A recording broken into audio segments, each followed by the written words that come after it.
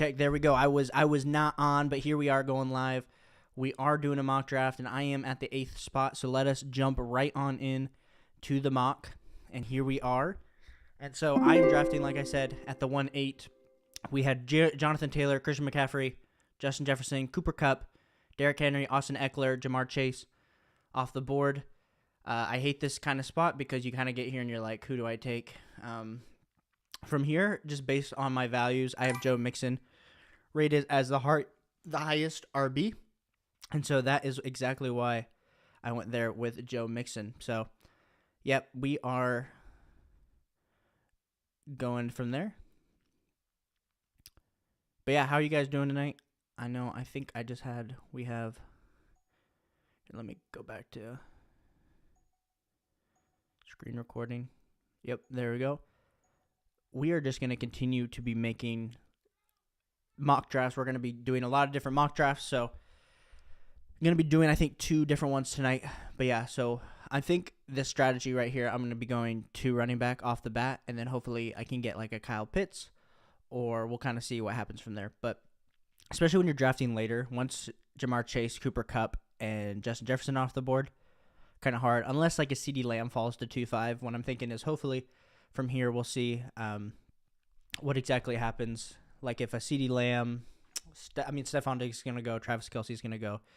So that's kind of going to be how I'm thinking about building out this roster. But yeah, I know a lot of people do watch the replays, so thank you so much for all the support, guys. Like, really do appreciate it as we continue to be making, fantasy football content heading into this season. I know Spencer Mason just streamed a bunch of my content, so that definitely makes me feel good and appreciate you guys a lot. So off the board, we had Davonte Adams, Alvin Kamara, Travis Kelce, CeeDee Lamb, of course, went at 111. Super early there. If Swift just goes, Tyreek Hill goes. So we are left here, and this, I did not think he was going to be here, but I will be going Stefan Diggs. Honestly, I would probably take Stefan Diggs over CeeDee Lamb this year, just based on the fact of the proven production. We know exactly what's going to be happening on the way that he's going to be getting that 160 target. He's going to have the target volume. And so especially feeling here, I feel really good, solid chance that my RB1 and Joe Mixon has a shot to be the actual RB1 overall. And then that Stefan Diggs also has the overall chance to be an RB1 or a wide receiver 1 overall as well. But yeah. So then we had Saquon Barkley, Aaron Jones off the board. Those 2 guys, I think especially could see them going anywhere in your drafts from right after Swift. So anywhere from 2-4, and I've seen him go all the way to 2-11. Which I think can sometimes be super late for those guys, especially Aaron Jones. He's going to be getting the receiving work. Of course, he's only going to be getting about 50% of the carries, but when you look at the overall RB landscape and what that's going to do, he gets those most valuable touches, so that's really important. And then, of course, Saquon Barkley potentially as the bell cow, and that is something that's super exciting as well. Then we had Leonard Fournette and then Javonte Williams off the board, and so then we have the Christian McCaffrey team up on the deck. And then he goes Mark Andrews, so of course going with the CMC, and then tight end build with Mark Andrews. I absolutely love, if I can't get Mark Andrews, Travis Kelce, which I'm not ever drafting Travis Kelce, but if I can't get Mark Andrews or Kyle Pitts, I'm typically not drafting anybody to begin with, so that's kind of the way I'm going about it, so...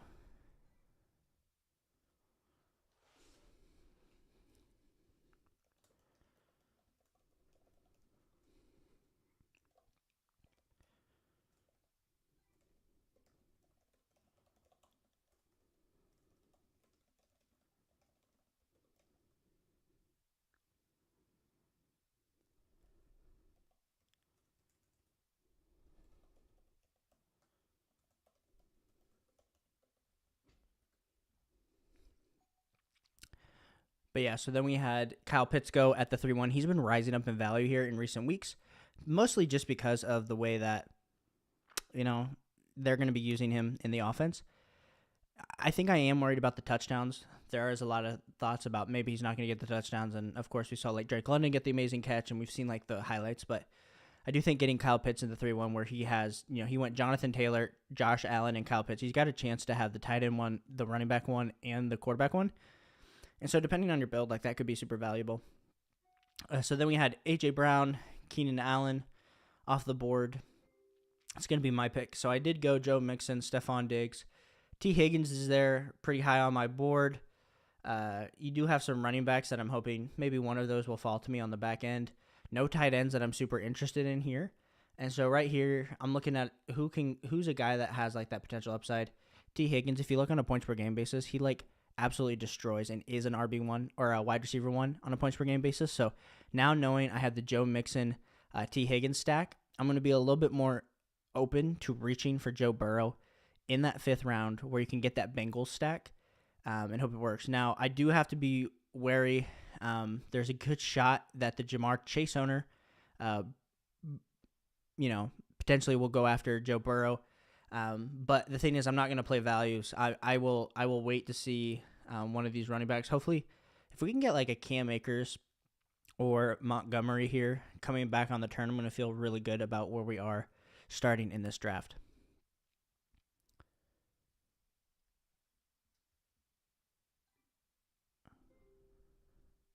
So David Montgomery just went. Cam Akers right there on the board for me. I'm feeling pretty good with my team. Solid 2 wide receivers and then 2 solid RBs. A guy on our chat's making fun. Only if you have Aaron Hernandez.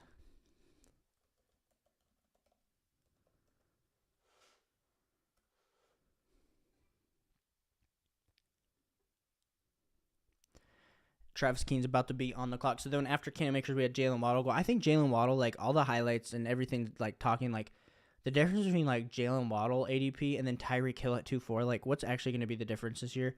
I think they're going to be a lot closer than what people think. And if that's the case, then I am probably waiting and getting Jalen Waddle in the 4th instead of having to spend an extra 2-round pick to get Tyreek Hill. Then we had Courtland Sutton off the board. Courtland Sutton has been rising up the draft boards, especially considering the fact that Brady also is talking about how he's going to snipe Burrow.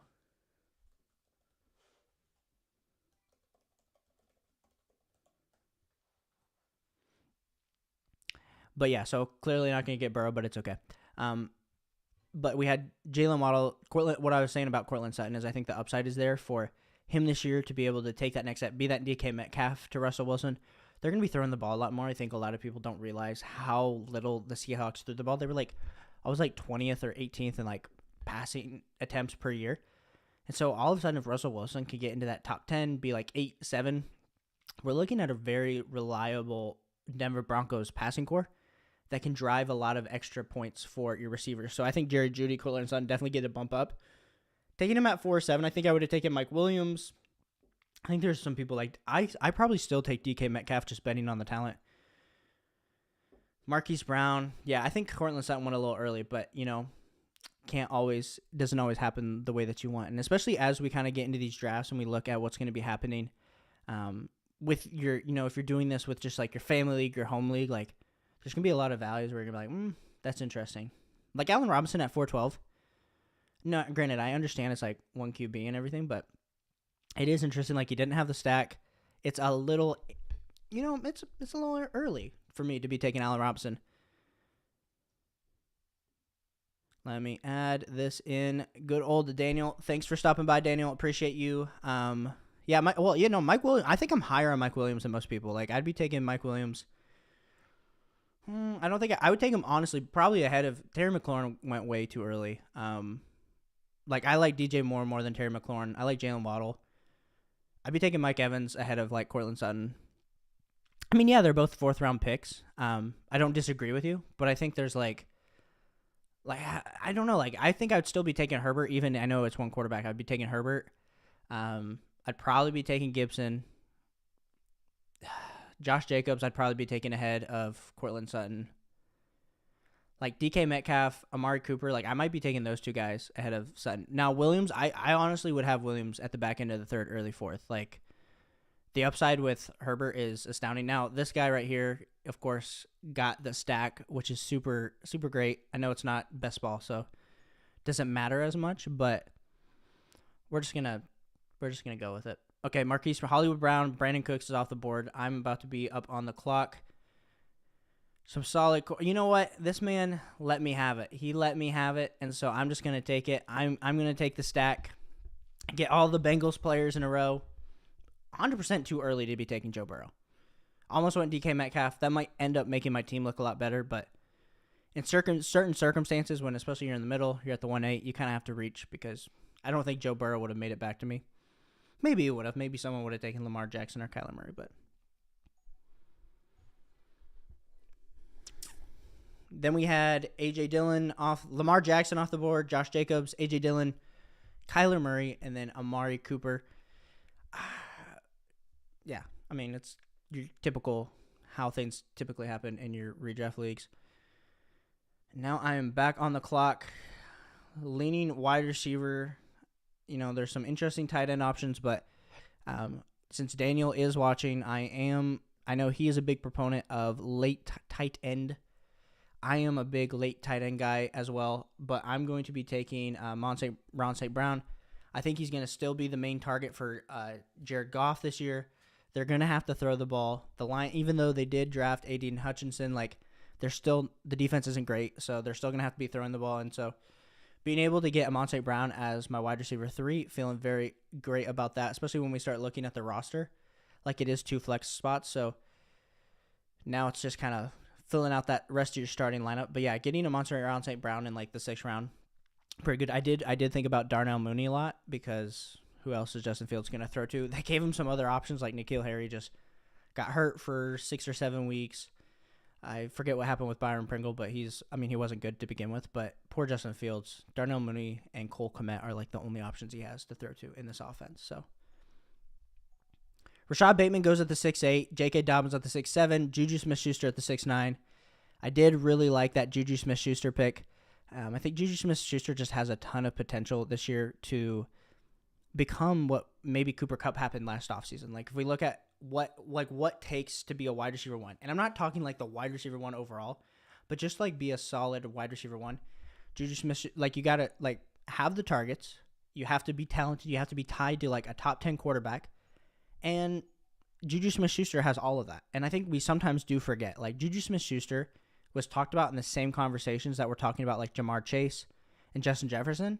Now, granted, I know there was a lot to be said about the way that he was competing with targets with AB, and maybe he was just the second option that was getting all the looks because AB was being doubled and triple covered. It's a very fair assessment. But I will, at the end of the day, think a little bit more about, I think Juju Smith-Schuster is a very talented wide receiver, and so getting him in the 6th round, the high upside as your wide receiver 3 is right exactly there. So, but yeah, thanks so much everyone for stopping by. I do appreciate it. We're just grinding on this redraft content coming out. I'm trying to make a lot more TikToks, Reels, YouTube Shorts. I got some full-length videos coming out. Those just take so long to edit, so going to be trying to do a lot more of these live streams where people still can engage, see how draft boards fall. I might be doing one of these a night as we really ramp up into redraft season, and especially to all my friends that went to the Fantasy Football Expo, jealous that I did not get to go with you. But that's what happens when you work all the time. Not that people that go to the expo don't work. I had a bunch of friends that do work full-time jobs that went. So, but anyway, then we had Damian Harris, or from where I was talking from. So we had Miles Sanders go at the 6'10", way too early. Adam Thielen at the 6'11", Jalen Hurts at the 6'12", Damian Harris at the 7'1", Kareem Hunt at the 7'2", Tom Brady at the 7'3", then T.J. Hawkinson at the 7'4". I think that's some really good 7th-round value to be getting T.J. Hawkinson. I've been seeing him a lot 6'5" to 6'6" here recently. Gabe Davis at the 7'5". Then we had DeAndre Hopkins at the 7'6". About to be me back on the board. I'm leaning going wide receiver because if Hawkinson was there, I was going to think about drafting Hawkinson. But since he just went, I think I can wait a little bit more on tight end. And so I will be taking my wide receiver 1 in the rookie class, Drake London. If you look at how Drake London produced on a year-by-year basis at USC, dude's an absolute stud. Competing with targets with Ronde Brown and Michael Pittman his freshman year and still caught 1,000 yards. Had a 25% target share, and it only went up. He was at a 35, 36% target share this last year. Would have gone absolutely nuts if he didn't break his foot. So Drake London is an absolute stud, and that's why he got drafted 7th to the Falcons. So being able to get him as my wide receiver 4, I feel pretty good about my wide receiver core now. And I'm back up on the clock. Could go tight end. There's some interesting options here in the 8th round. I think I can. Maybe I can't wait. You know what? I'm gonna wait, and I'm going to draft. going to draft my guy, Brandon Ayuk.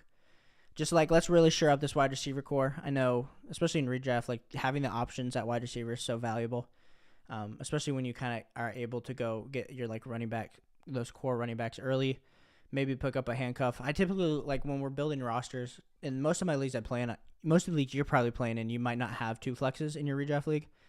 And if that's the case, like I'd go a lot more RB heavy. I know Daniel and I play like in family league, and it's every year I make the mistake of like drafting a wide receiver in like the 3rd round because like you just think like that's the value, like AJ Brown sitting in the 3rd, but then you realize like when you have like the certain limitations of like, okay, it's 2 running backs, 2 wide receivers, 1 flex, like being able to hammer a running back and get like 2 or 3 decent running backs, like the advantage that you have later in the season when injuries happen, then you can play the waiver wire for wide receivers.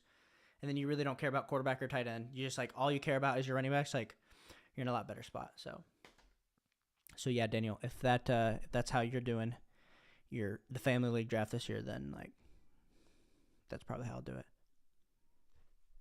Then after that we had I drafted Brandon Ayuk at the 8-5. Then we had Tony Pollard, Rashad Penny, Devin Singletary, Ramondre Stevenson, Zach Ertz. Zach Ertz is the 8-10. I was really thinking about going Zach Ertz instead of Brandon Ayuk.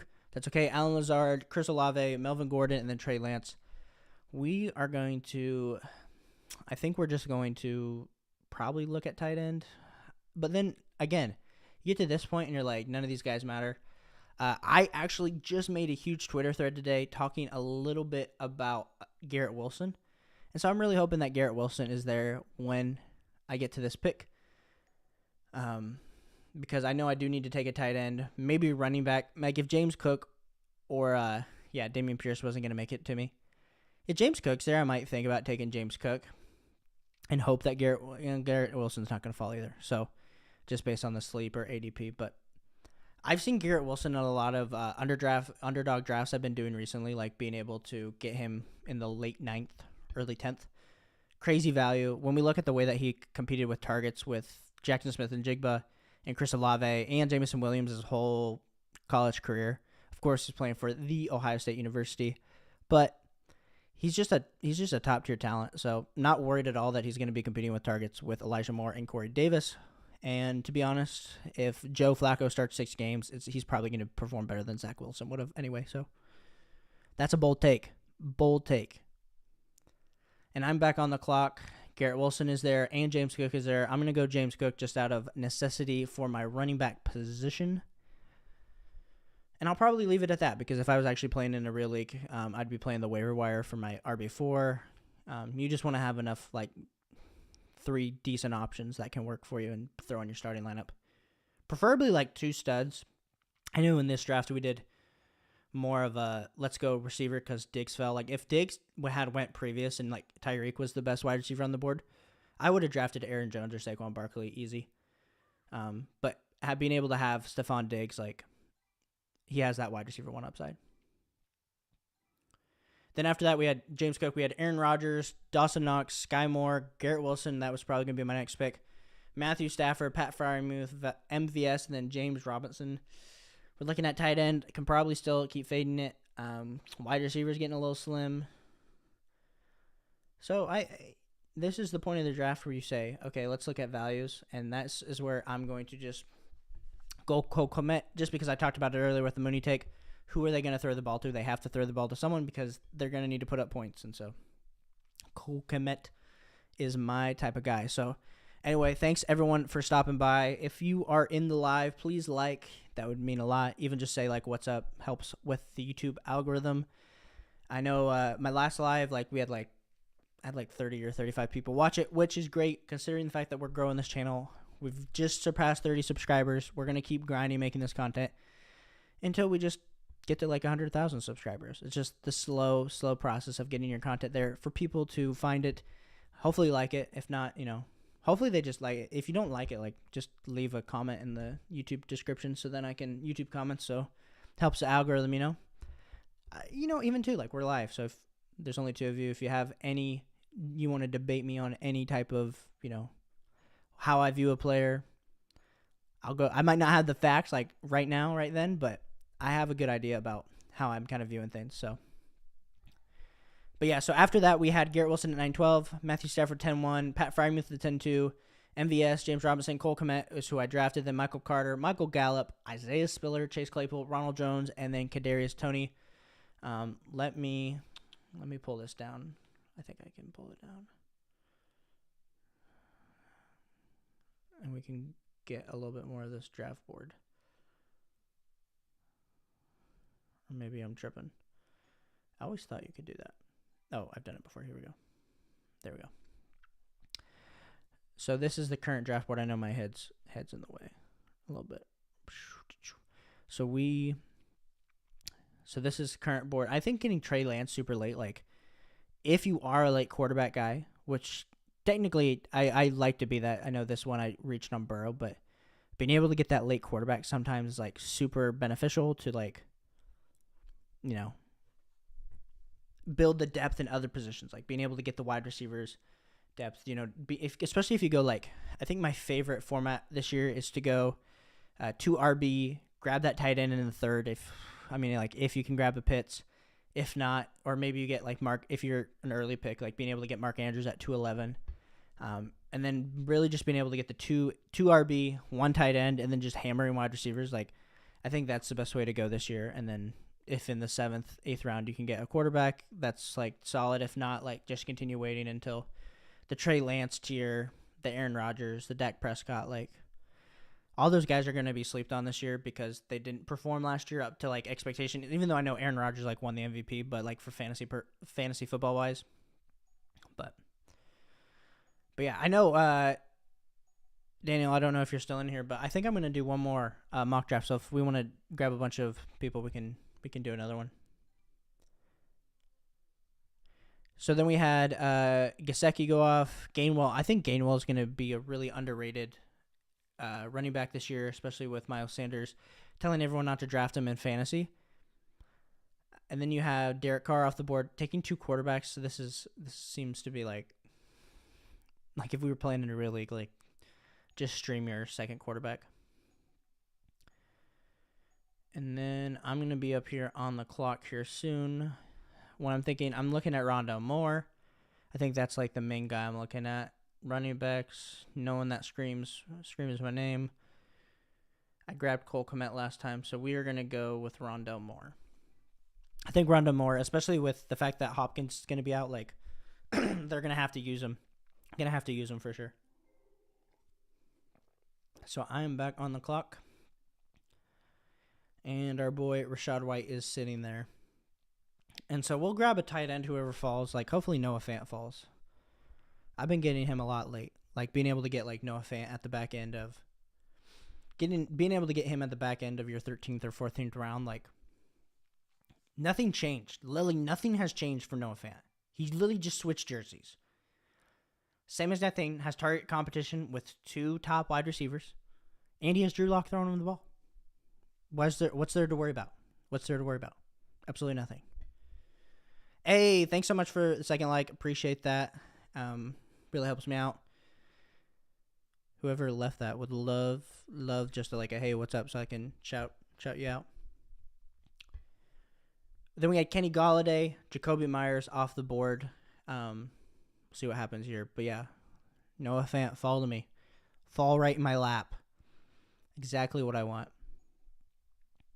Not Noah Fant in my lap. Like, I think that's a little ridiculous. But I do want me some Noah Fant. So then we got Irv Smith off the board.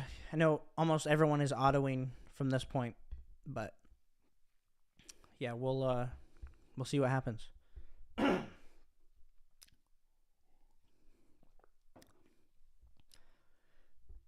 I'm just excited. Like, week 1 of preseason already done. Like, college football is just on the way. It's all exciting. Like, I love football season. So it'll be fun, like, once we get out of, like, the drafting season to be talking, like, waiver wire additions and stuff like that. So if you have not subscribed to the channel, subscribe to the channel. We're going to be putting out a lot more as the season goes on. Find me on TikTok. Find me on Twitter. Just released a huge thread on Twitter on Garrett Wilson. It's like 15 tweets. So it's like, would really appreciate it if you would check that out as well, because going to be trying to grind all the way. Now I'm just your average Joe playing fantasy football, but I do have a lot of fun with it. So our boy Noah Fant's there, and so we're going to grab Noah Fant. So to look at my final roster, we have Joe Burrow, Joe Mixon, Cam Akers, Stefan Diggs, T. Higgins, Cole Kmet, Amon-Ra St. Brown, Drake London, Brandon Naik, James Cook, Rondell Moore, Rashad White. I'd give this one like a solid B. I think I filled it out nice like at the end, but because especially like getting Amon-Ra to like fall to the 6th round. But if I could have maybe instead of in the 5th drafted Joe Burrow, if I could have gotten maybe like another piece, it would have really made my flexes feel a lot better, and then I could have probably waited a little later on the quarterback. But when you want the stack, you know. So anyway, we are going to jump into another. We'll jump into another mock here. If I can figure out how to do this live and get out. So we will jump in another mock. We're just gonna, like I said, keep going live, keep streaming. So eventually we'll make a Discord where we can just like do our own mocks as a community. But like I said, 31 followers, so being able to get everyone here in a mock.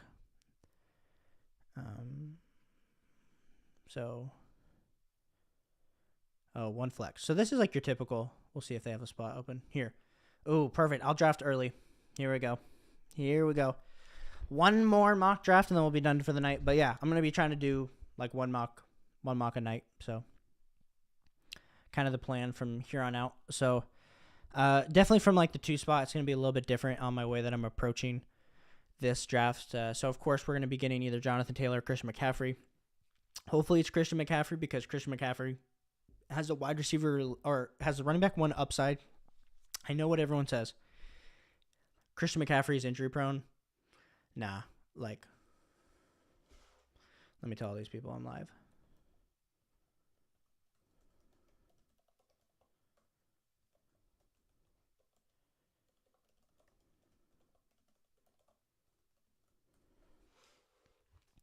But yeah, so we definitely like Christian McCaffrey. Is definitely my 1-on-1. Like if I'm drafting 1-on-1, I think I'm just risking it. I think I'm just going to pick Christian McCaffrey because the thing is Jonathan Taylor. Like if we look back, Alex Caruso, he's like a good friend on Twitter. He's done some like research and like out of the last like 12 years, like an RB1 has not repeated. Like if you've gotten the RB1 like on a year-to-year basis, you have not repeated as the RB1. So that is exactly why I'm getting CMC. Dude averages 27, 30 points a game. Okay, cool. Maybe he only gives me 10 games. 10 games with an RB that's going to give you 27 to 30 points? Like, that's enough to win you 8 to 10 games. And I'm not trying to, like, be mean, but most of the picks that you're drafting in the first round, like, 40% of them bust. So you have a lot, like, I mean, if you know what you're getting with Christian McCaffrey going in, okay, cool. Maybe he does bust. Maybe he literally only plays 2 games, but at least he wins you 2 games. Like that's the upside that Christian McCaffrey has. And I think I know there's like the rumors that he's like worked with he's worked with like Marshall Faulk this offseason to like work on his legs, his ankles. Like that's like the main reason he was injury prone. And now I know he's getting older. I know he's 26. Like running backs typically fall off at that age 27 season. So he's right there on the window, and based on all of his injuries, like he's probably a little bit worn down. So I would not argue with anybody that says I'm going Jonathan Taylor. I think it's a little safer. I do think it's safer, but I think there's the upside's not the same. You know, I think maybe the floor. I think the floor and the upside is not there, but maybe it's a safer pick because you feel like he hasn't had injury risk. Another player that I'm super high on as we kind of waiting for this draft to get started. I really do like me some Derrick Henry this year. I think a lot of your league mates are going to be scared off of his age, number 1, and then 2, the body style that he plays and the high ankle injury that he had last year. The thing we have to remember about Derrick Henry, and I have him in a lot of dynasty leagues, is the fact that with Derrick Henry, he kind of has that Jerome Bettis build type. So Jerome Bettis played until he was like, 30 or 31, super high production. Derrick Henry had that, and last year on a points per game basis, he was scoring more points than Jonathan Taylor. So it's not like he's like fallen off. Yes, he had a high usage, and just like that, boom, what did I say? My man falls to me, CMC. A lot of people, like I said, are scared to take him. Mocks, they take him. But in your friend leagues or whatever, like people are gonna let CMC slide to like 1-3 or 1-4 because they're gonna think, oh, I'm gonna take the safer player. And sometimes that's not what you want to do. Like, sure, you want to mix in upside and you want to mix like floor in your first like 4 picks, but CMC I think gives you like the best of both worlds. And we cannot project injuries, so that's kind of what we're doing. Nate Brown, Brady, appreciate you. Nate, appreciate you stopping in, man. To listen means a lot. The last draft, went pretty good. You almost stole Jamar Chase from me, so I'm glad you didn't do that, man. But hopefully, add me on Sleeper. Maybe we can get a few more mock drafts going later. So appreciate if you would like and subscribe. Means a lot as I try to kind of grow this channel. Posting, fantasy football content all the time. I'm on TikTok, Caleb Nemi as well. Well, it's like Caleb Nemi FF, like I'm making fantasy football content. So like have a cool video about Juju and Travis Etienne on there as well. And yeah, appreciate all the love and support because fantasy football, I think my wife would say I spend a little bit too much time making dynasty fantasy football trades and fantasy football content. So that's what I'm here for. So we kind of had, we had Jonathan Taylor, Christian McCaffrey, Cooper Kupp, Justin Jefferson, Austin Eckler, Derrick Henry.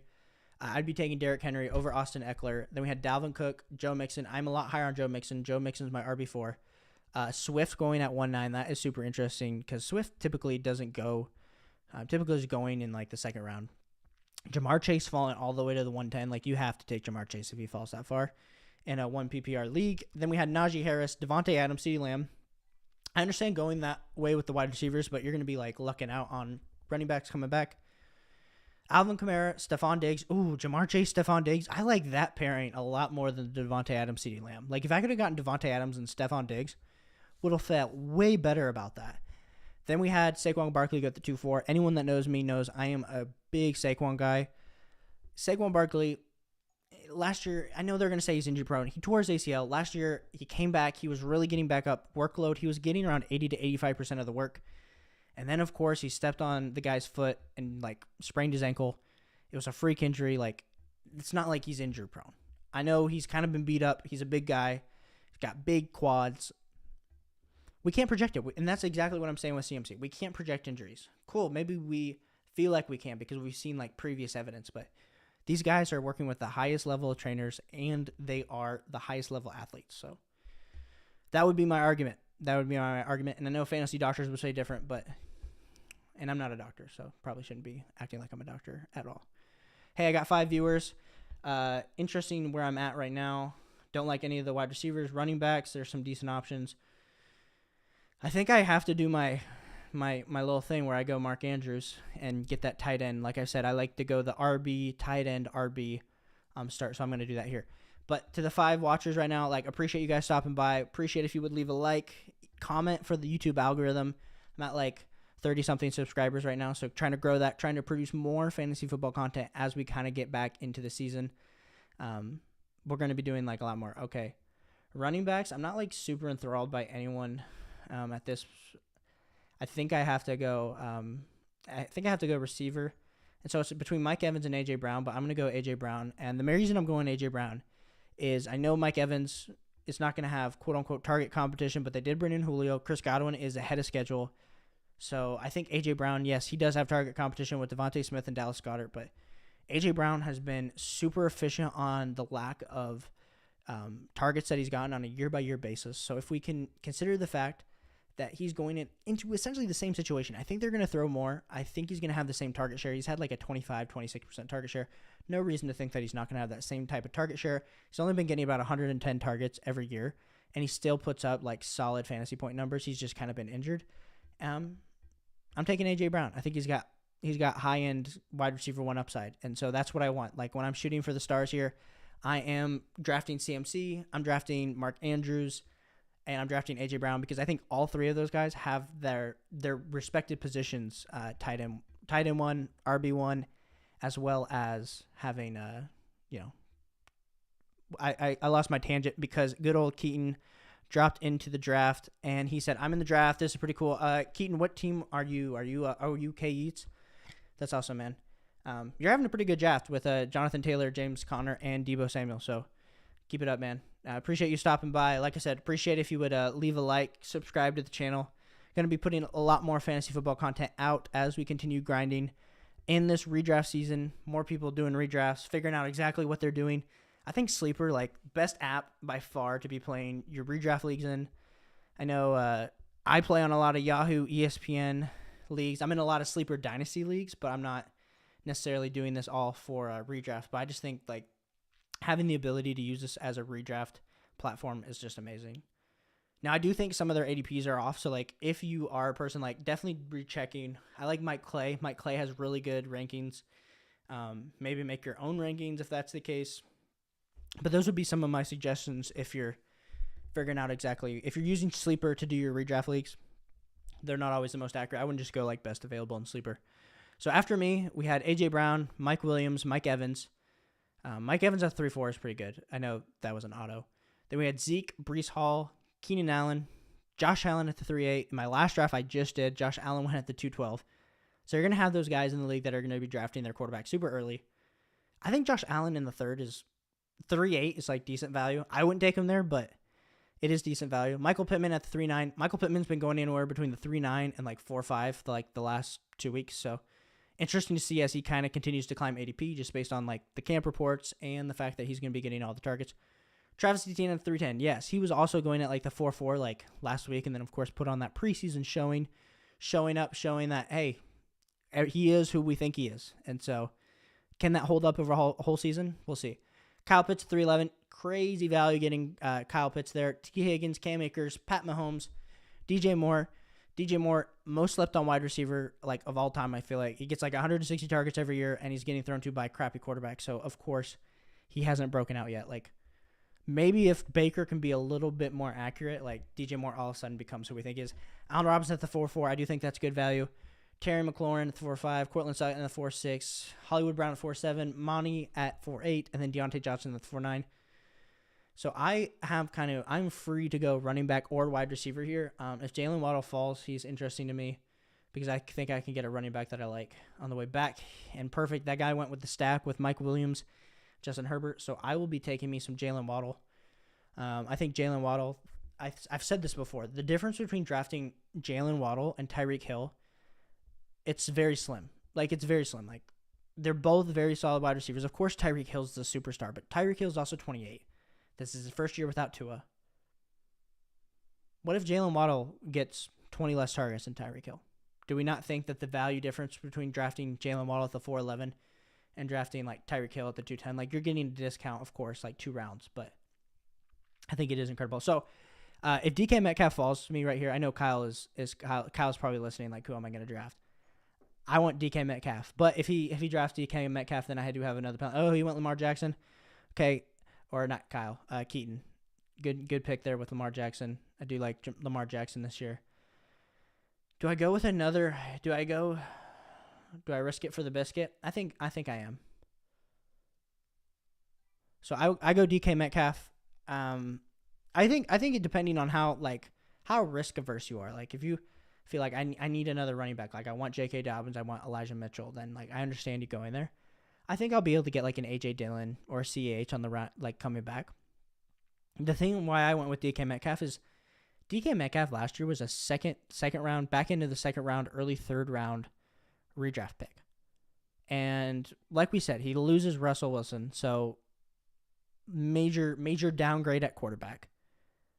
But when we have to remember about the whole situation is they didn't throw the ball a whole lot to begin with anyway. And so all of a sudden he gets of course, Drew Lock, who however you view Drew Lock or Geno Smith, he performed okay with Geno Smith. Not amazing, but not great. But they're going to be so freaking bad, they're going to have to be throwing the ball. And when you realize who are they going to be throwing the ball to? Lockett and Metcalf. And I don't care if they're bad targets. Like, DJ Moore has been like a perennial wide receiver, high-end wide receiver 2, getting 160 targets. Now, I'm not projecting that on DK Metcalf whatsoever. I think DK Metcalf gets somewhere in the 130 to 135. Like, that's my guesstimation off the top, like based on how his targets have gone previously. And a lot of it has been touchdown production. So like if you argue with me like, oh, Caleb, like DK Metcalf is just a solid touchdown producer. Like I wouldn't disagree. Like he does score a lot of his fantasy points from touchdowns. I just think when we evaluate how we're drafting players, like I said, DK Metcalf is just as talented as AJ Brown. So there's no reason for me not to draft that talent when it falls to the beginning of the 5th. So anyway, I'm feeling pretty good about my team so far. We have CMC, AJ Brown, Jalen Waddle, Mark Andrews, DK Metcalf. And with all this upside on the team, there's only 2 options. We are winning the chip with this team, or we are absolutely the worst team in the league due to CMC somehow gets hurt like he always does. AJ Brown pulls a hammy.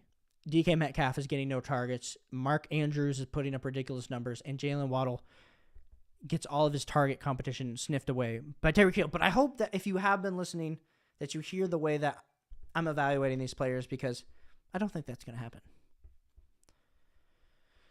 But to my 3 viewers, I do still really appreciate you. Like I said, if you just stopped in, like, feel free to like and subscribe. We're grinding content daily. Putting up, I think we're going to be doing like a live every day this week, so that is super exciting as well. Sunday fun day, we're about to get into Monday, so if you guys are going to work tomorrow, like, we got this. So like I said right here, I'm probably looking at running back. CH went off the board. Josh Jacobs went off the board. Antonio Gibson went off the board. So maybe I should have drafted one of those guys. That's okay. I'm not. I'll probably just punt it again. Maybe I go quarterback. I think this is the value here. To get like a Kyler right here. Now, before I draft to make sure there's no other like stack I'm looking at. Okay, cool. I'm drafting Kyler here. Because someone did the stat, like, I mean, they talked about the video games in his contract, but Kyler Murray actually produces better before, like, the new Call of Duty comes out. So, like, the fact that, like, I don't know. When the new Call of Duty comes out, Kyler Murray, like, fantasy points per game, like, produces, like, 4 to 5 points per game less. So, I always think that's interesting. But the upside here now with my team, like, feeling pretty good about anything. Probably needed to grab a running back here. I don't feel absolutely great about it. I did, so it's between Kareem Hunt and Miles Sanders to me. And this is probably like an iffy pick, but I'm going Kareem Hunt just purely based on the fact that, Kareem Hunt is, there's rumors of trades and potentially like, if he gets traded, he's an RB1 and whatever. Hey, what up, Albert? Good to see you, man. So you said, how do you get into your mocks? Oh my gosh, man. I do appreciate that a whole lot. Well, first I would say, there's 2 ways. Like and subscribe on YouTube. And then from here, go follow me on Twitter. So right now I'm just jumping into a bunch of random mocks on the Sleeper mock draft. So like if you have Sleeper, you can just go and do your own mocks. And if you're asking how to specifically get into ones with me, I'm actually planning on doing one tomorrow. So yeah, I will be posting that on my Twitter feed, probably like, I don't know, I'll probably do this tomorrow around like same time, like 8:45, 9 tomorrow. EST. I live in Indiana, so Eastern Standard Time. And so I'll try to get a bunch of people in a mock. And then if not, we'll add a bunch of random people and we'll just have a mock. And like I said, I kind of try to do this where we're evaluating players, we're seeing how draft boards fall and everything like that. So yeah, feel free to like and subscribe on YouTube. Would really appreciate that. And then yeah, follow me on Twitter. Just type in like Caleb Nimi, you'll see me. It's like my face, like it's like a white background. I just put out a thread about Garrett Wilson today, so talk about fantasy football content all the time. So appreciate you stopping by, Albert. It means a lot. So then we had, so after my Kareem Hunt pick, we had Dallas Goedert, TJ Hawkinson, I just saw him go. I guess he's kind of been going in the 7th round here recently. I think that is interesting to see him fall down, even though like really nothing's changed with the Lions. Then we had Gabe Davis, Jalen Hurts at 7-6, Elijah Moore at the 7-7, Devonta Smith at the 7-8. Of course, Joe Burrow is 7-9. I drafted him in the 5th round last draft. Maybe that was a mistake. I was trying to get the stack between all my Bengals players. Damian Harris at 7-10. Treylon Burks at the 7-11. Miles Sanders at the 7-12. I know I almost took Miles Sanders, so maybe Kareem Hunt. Maybe I could have waited, and Kareem Hunt would have, one of these running backs would have came back to me. Dak Prescott at the 8-1. I think that's really good value getting a late-round quarterback like that. Tony Pollard, 8-2. Cordell Patterson, 8-3. Dawson Knox, 8-4. Rashad Penny, 8-5. Russell Wilson, 8-6. Then Stevenson, Melvin Gordon, Aaron Rodgers, and then Pierce. I will say this. If you are drafting, I think this is the perfect year to go late round QB because you're waiting until the 8th round and you're getting Aaron Rodgers. Like that typically does not happen in most years. So we are going here. I already have my tight end, so I'm getting a wide receiver, and I'm going to go Brandon Ayuk. And I'm hoping my boy Garrett Wilson falls to me. Except I know Keaton's listening to me, so maybe he's going to draft good old Garrett Wilson right under me. Probably shouldn't have said that. But I'm thinking ahead. Maybe he takes him, and then I go with another running back option to help solidify. I think James Cook's a great value. I think I can maybe... with this build, having Kareem Hunt as my RB2, like it does feel a little risky. We'll see. Maybe Garrett Wilson will follow me. I'm going James Cook. I've been drafting James Cook everywhere in the 9th round. Like, he's playing for the Bills. I know Singletary had a little bit of fantasy football value last year around like weeks 12 to 16. Finally put it together. There was like a 1 week that Matt Breida had like a solid week.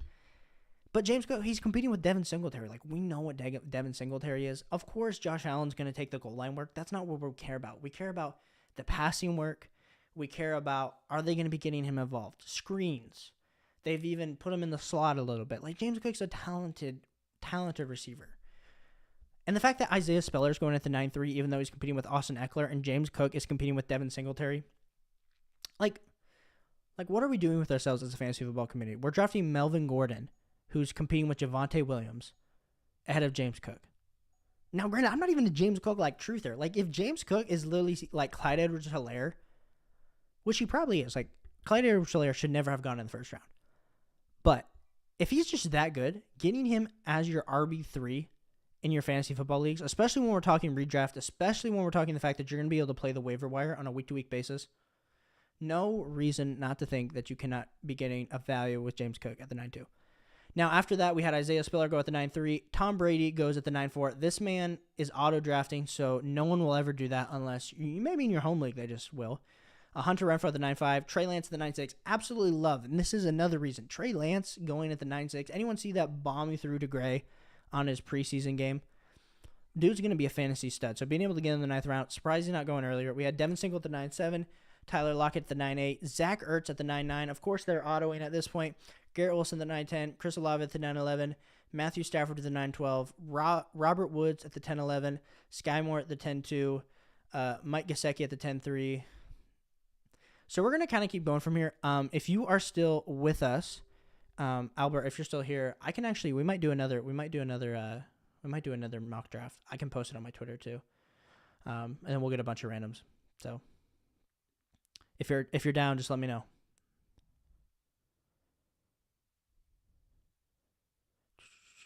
Keaton, I just saw your message. Let me draft really quick. I'm drafting Boyd. So Keaton says, I've been stacking Singletary Cook at the 8-9 turn. Thoughts on that? I went to two wide receivers there instead. Yeah, I think the hard thing with the redraft especially is, like, okay, let's say you draft Singletary and James Cook, and let's say it was your team, you already had your 2 running backs, so this would be your RB3. Like, not knowing who to play on a week-to-week basis, like, it's really hard. And when I'm drafting players, like, I'm typically like the believer of, like, I don't handcuff my running backs. I like to steal other people's handcuffs.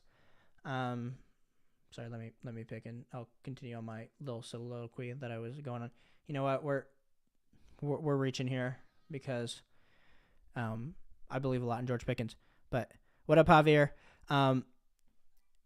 But to, like, answer your question, especially the fact with when we're looking at Singletary and Cook, like, there's no upside unless, like, maybe Cook, like, becomes just an absolute monster, but then you wasted a pick on Singletary. So I'm always of the belief, especially when we're, like, in these settings where you really only need, like, 2 or 3 running backs, like, just draft one and just hope it works out. So, like, whichever one that you definitely, like, believe, like, in your process is better, like, that's who I draft, because if you hold on both, like, it's the same thing. Like, if you drafted Alexander Madison with Dalvin Cook, like, all the years they always tell you, draft the handcuff.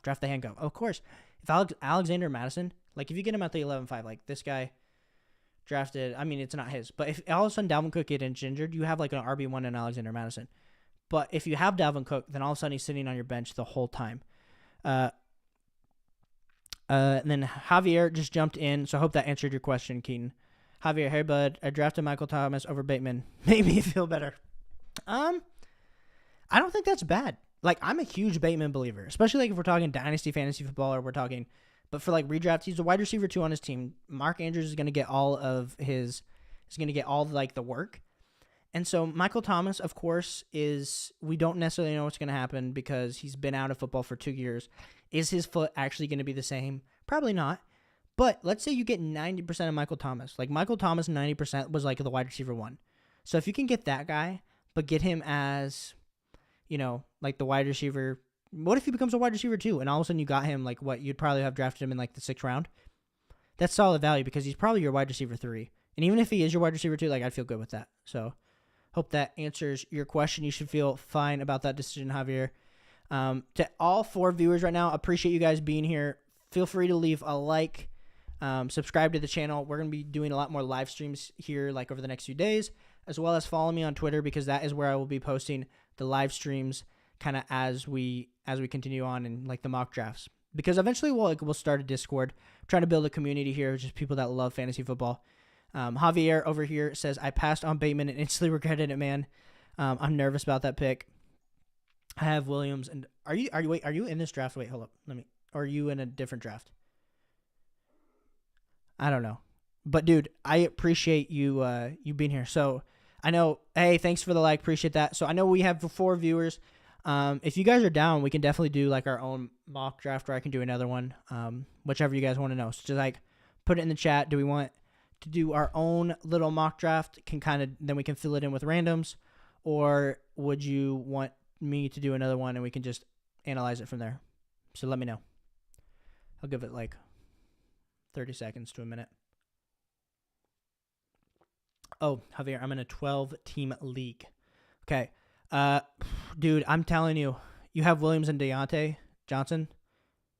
Or like which Williams? Yeah. Like Williams, like Jameson Williams? No, you said wide receivers. I asked about wide receivers.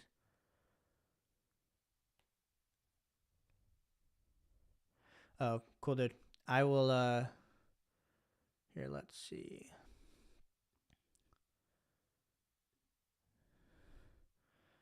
Cool.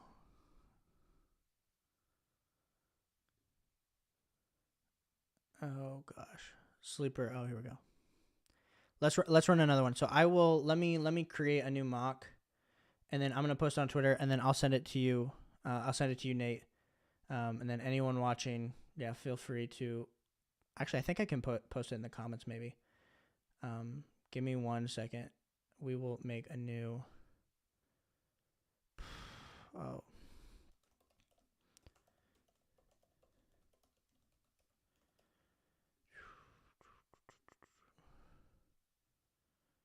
We're going to just copy this. I want to do like I want to just copy a mock. I'll see how they make us do this.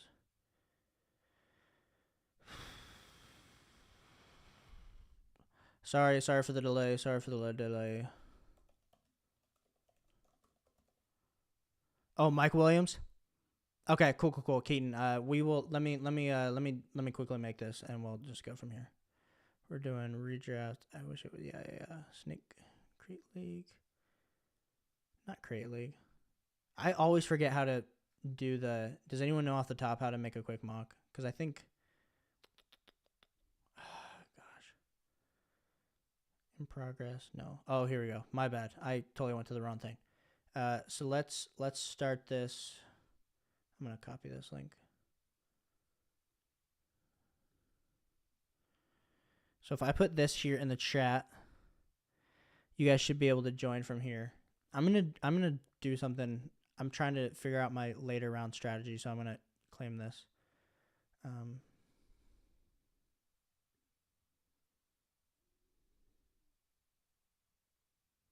Oh, cool. Sorry, Nate. I know there's a delay in the questions, but think I just sent it out to you guys. So, and then if you're following on Twitter, let me post the link.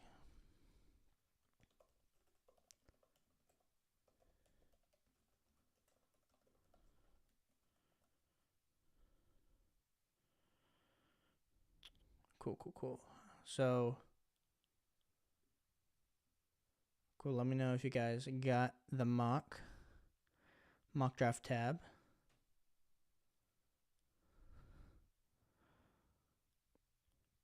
Javier, you should jump in this. We should get everyone that's watching right now to jump in this live. Well, like I said, we're gonna be analyzing fantasy football content as we continue on. So, yeah. So Keaton, let me know.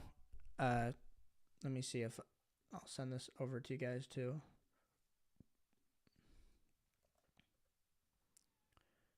And then.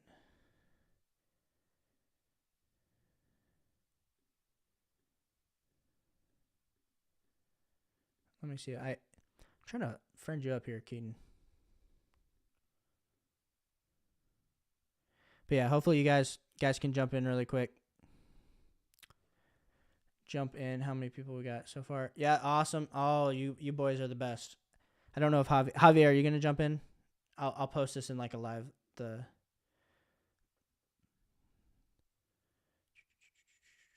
Yeah, cool. Let me post it in the mock draft section so people can jump in with us. Perfect. Hey, thanks. Awesome. Glad it worked.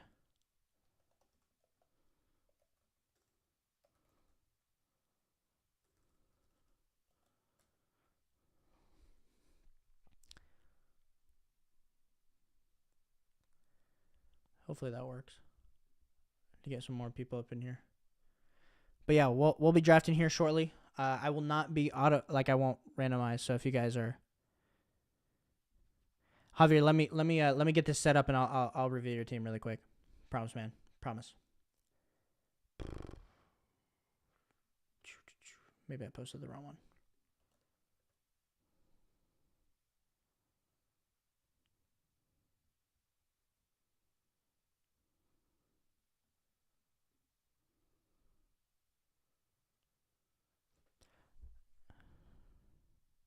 Hey, sounds good, Javier. So let me look at. So you said this is my team. Let me know what you think about it. You got Mahomes. I should share it so if you guys are watching, you can see. My big head is in the freaking way. So we got this is my team. Let me know what you think about it. We got Mahomes, Swift, Kamara, Mike Williams, Deontay Johnson, Michael Thomas, Schultz, and London. So, main thing that I'm gonna say to you. So, I love the fact that you have Swift and Kamara. So you got two high upside pass catching running backs. Now, hopefully Kamara doesn't get suspended. But even if he does, no worries. You got Swift. Deontay Johnson and Michael Thomas as your wide receivers, pretty solid. Solid quarterback, and, of course, Patrick Mahomes. I think a lot of people are drafting Herbert over him, so having, the QB. I have him as my QB2, but I understand he could be a QB1. Then after that, you got Dalton Schultz, super sleeper. I think he's a solid tight end 4. I think he finishes that. I don't think he really falls back just because of the lack of targets. Of course, Lennon as flex. Dude, solid team. I'd give this a B+, dude, for sure. Are you? I don't know if you said how many teams are in it. Oh, you already did a draft with us. You were at the 11th, dude. I did not realize that, man. Hey, thanks so much for drafting. Yeah, appreciate the likes. Appreciate the support, man. A lot. Okay, so where are we at? Okay, cool. So we got 1, 2, 3, 4. So we need a few more people. Usually it fills up pretty fast. So so you said Pittman and DJ Moore went before. Yeah, let me copy this. Let me make sure draft standings PPR. Yeah, solid. Yeah, cool.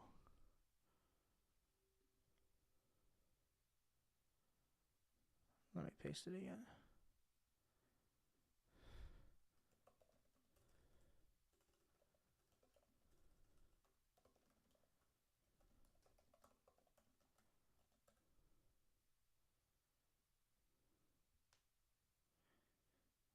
Let me make sure this works. Yeah, cool.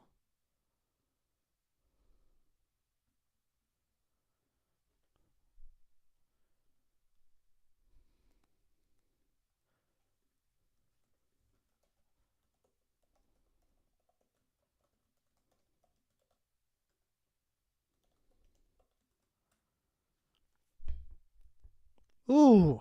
Nate asked a great question. Also, let me answer. Javier said Pittman and DJ Moore went before Williams. Yeah. I like Mike Williams. I like Mike Williams more than Pittman and DJ Moore this year. So, Nate Brown says I got 107 full PPR wide receiver league. Do I take Chase or Najee if they both fall? I think I'm taking Chase only because I think Najee will get less attempts this year. Like his volume was insane last year, and I think the offense gets better because Big Ben's arm. That's risky though because I do think sometimes though if you get that like stud RB and you get like a second stud RB in like round 2 or 3, like your team does look a little better. But I think the upside's a little bit higher with Chase. So whatever you want to do, if you're feeling pretty strong, like you're gonna play the waivers a lot better, like then like take Chase. But if you feel like you just enjoy watching football, like might just go Najee for the. Gotta keep reposting sleeper because people spam the thread. Yes, okay. We'll just keep going. Boom. I know, man. That is like part of it too. So we'll see if we can get some more people up in here.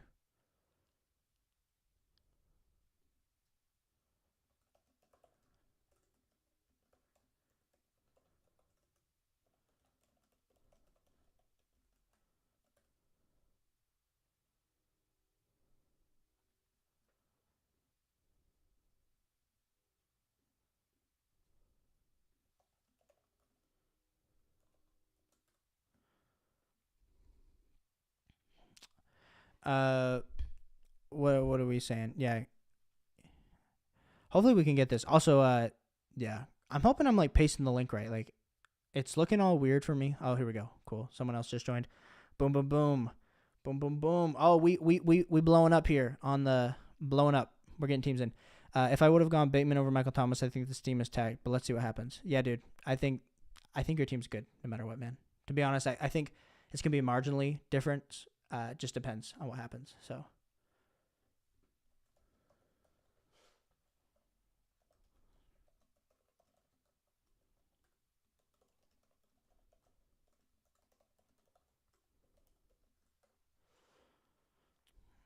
Yeah, I gotta freaking keep spamming it. We gonna just keep spamming. See if that works. Keaton, hopefully that was enough pace times in the mock draft thread, you know? Hopefully that was enough times for you, know? Oh, I got to repost from mobile. Good call.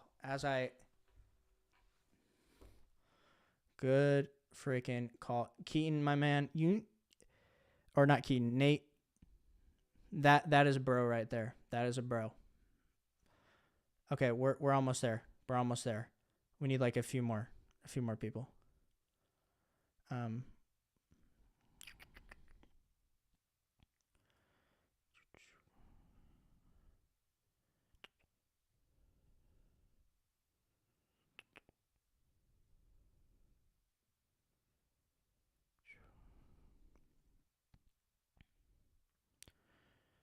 Let me find the link and we'll keep going. You guys are the best. Thanks for helping a boy out here as we try to figure out this.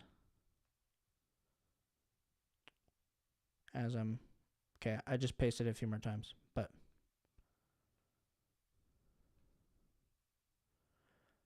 we need a few more people, don't we?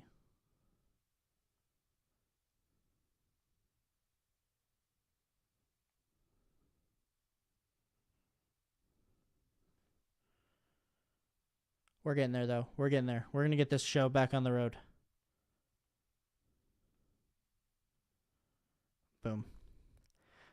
Okay, cool. We're almost there. We are almost there, boys. Almost there. We need one more person. One more person.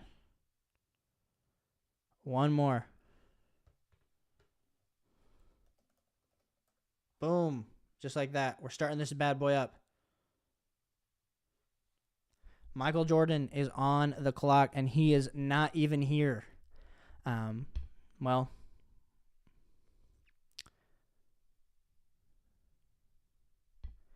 we'll see what happens here. You know, like I said, I'm a big, if you're just joining, big CMC proponent. Like CMC over Jonathan Taylor this year, and just being bold, just being different.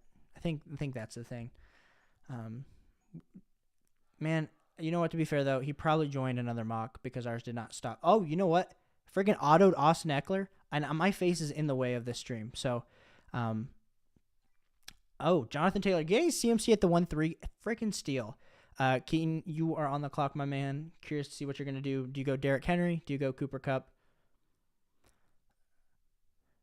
Also, shout out the GOAT, Nate, for helping me figure this mock draft out, as well as Keaton. You boys are boys. Like, thanks so much for being here, being in the live, supporting. Really do appreciate it. Goes Derrick Henry over Cooper Kupp. Would love to hear your thoughts in the chat, like why you're going Derrick Henry over Cooper Kupp. I think that's interesting. Like, I do agree. Like, I think strategy-wise, like, I typically like to draft like an RB in, especially in like a one quarterback PPR. Like to get my 2 running backs in the first 3 rounds. But I think this year, like, some of the wide receiver values are great. So here, Najee Harris goes to the 1-9, which is absolutely great because Joe Mixon is in my top 5 redraft running backs. Like, I have him. Like, I have Jonathan Taylor. So, like, if I were to go through, I have CMC, Jonathan Taylor. I do have Derrick Henry. Then I have Joe Mixon. Then I have Najee Harris. Like, Austin Eckler isn't there. Dalvin Cook isn't there. You might hate me for that, or you might not hate me. You might disagree with me. I think that would be a very valuable thing to say. But I do like me some Joe Mixon. I think the offense improves. I think he gets a lot more goal line work. And if that's the case, he gets more touchdowns. They have the 2 best, maybe the best wide receiver core in the NFL. So after Joe Mixon, we have Alvin Kamara off the board, Davonte Adams. So we had Nate. Nate drafted. I always get Keaton and Nate. Jamar Chase, solid. So I'm back on the board. Travis Kelce is there. That is really intriguing. We got a bunch of good running back options. I know I'm not going to get a solid. Do I roll the wide receiver? You know what? We're going with Travis Kelce just for the build because I typically, like I said, like to get the running back, tight end, running back. Is there going to be a solid running back when I come back? I don't know. And that might I almost went CeeDee Lamb there. That is almost what I went. But what would you guys have done? Would you have drafted CeeDee Lamb or Travis Kelce at the 2-3? Like to hear your thoughts. But yeah, thanks so much guys for stopping in. I think Nate and Keaton, Javier, if you're still here, like, appreciate everyone stopping by, liking the channel, subscribing. We're gonna be doing these next few nights, so like I said, follow me on Twitter because I'll probably let you guys know when I'm going live, and then if you guys want in, we can just do it that same way where I create the mock and then we get the randoms, not randoms, but because to be completely honest, until tonight, I didn't know you guys, and you guys didn't know me, so. But we're not random anymore. We're brothers. We're fantasy football brothers out here striving to get better and grow our knowledge of fantasy football and improve. So after Travis Kelce, I drafted at the 2-3. I've just been rambling on my little soliloquy. We had Deebo Samuel at the 2-4, Tyreek Hill at the 2-5. Absolutely hate Tyreek Hill this year. Saquon Barkley at the 2-6, Aaron Jones at the 2-7, Nick Chubb at the 2-8, Leonard Fournette at the 2-9, Javonte Williams at the 2-10, CeeDee Lamb at the 2-11, Mike Evans at the 2-12, and then Mark Andrews at the 3-1. Absolutely, the auto team, even though they did draft Austin Eckler, it's not terrible, but if they didn't draft Austin Eckler, it would have been a lot better. So Keaton says, breaking news. Rams adding Robinson make me, not breaking news. But like Rams adding Robinson makes me a little nervous. Kupp will still be great, but maybe not as much volume. I like a wide receiver in the late first round, not early. Feel that, yeah, exactly like kind of like the way that I like to build my teams. And then Nate gives me the affirmation I needed with Kelce over CeeDee Lamb. I do agree. I think especially when you like the wide receiver position, like there is depth. Like I can replace that in rounds 3, 4, 5, depending on what falls. I think the issue that then happens here, like, okay, cool. Like Travis Etienne, also just for a note, Travis Etienne going at the 3-2. What is happening? Travis Etienne went I forget when he went last draft, guys, but he just continues to creep up draft boards. I was loving when I was doing these early round redraft leagues or mock drafts or whatever, and you were just able to get him at the 4-6 or 4-5. You felt so great. But, of course, every year the running backs get pushed up because of the scarcity Then after Travis Etienne, Keenan Allen goes. Then Keaton drafts A.J. Brown. Then we have, I do like me some A.J. Brown this year. Keaton, I really like your team a lot. I think when you, like I said, if you get one of the first 4 or 5 picks, like it's over. Like as long as you kind of know how to draft, like your team looks good. And then we had Ezekiel at 3-5, James Conner at 3-6, Michael Pittman at the 3-7. Nate, I think that is a really good pick. I do like me some Michael Pittman this year. The upside that you have with Jamar Chase, the volume that you have with Michael Pittman, and then of course you're just banking on the Saquon Barkley upside, especially like in a hero RB build. I absolutely love Saquon Barkley. Because if Saquon Barkley didn't have the year, if he didn't step on the guy on Cowboys, like he's being drafted at the 1-8, 1-9. So Cam Akers goes to 3-9, and then I am up to bat. We're looking at running backs. None of these guys I'm like valuing really high. I drafted. I don't want to keep drafting the same team. Like T. Higgins is there. But I'm gonna have to. Like if this is how the board keeps falling, like okay, cool. Like T. Higgins is my wide receiver 1. He's not the wide receiver 1 on the Bengals, but he's going to be a wide receiver 1 just based on volume. He's gonna get more touchdown targets. Like last year, he only had 6 touchdowns. Like a guy that's 6'4", 220, he's gonna get a lot more end zone looks. And of course, Jamar Chase had a crazy upside year, but like being able to get a part of this Bengals wide receiver core 2 rounds later, I think it's a really good value. Now, I do have Joe Mixon. So, and, I think this happened our last draft, Nate. So we'll see. You know what? I'll give you Joe Burrow. I'm not going to do the stack. So I was hoping a running back would fall to me because I was feeling like, oh, we should probably draft a running back. And I'm hoping this guy takes Terry McLaurin because, so help me. Exactly. I do not want Terry McLaurin this year. So overvalued. Give me Deontay Johnson all day of the week. What's going to change from this year to last year? He just got a new quarterback. He's still going to be peppered with targets, and hopefully those targets are not 2 yards off the line of scrimmage. They're more like 8 to 10, 12, 15 yards. Maybe he can run a little bit more of a... He was slant God last year. He was like screen God. Because Big Ben would say the word hike, and he would either hand the ball off to Najee Harris, or wait like 1 or 2 seconds and throw it to Deontay Johnson. So right now with my team I'm not feeling too hot about my running back position. I'm not loving my build, to be completely honest. But I had to take the Travis Kelce value that fell. Maybe I should have gone running back there. Maybe I should have reached and done a Joe Mixon, Saquon Barkley. I would be feeling better and get the late round tight end.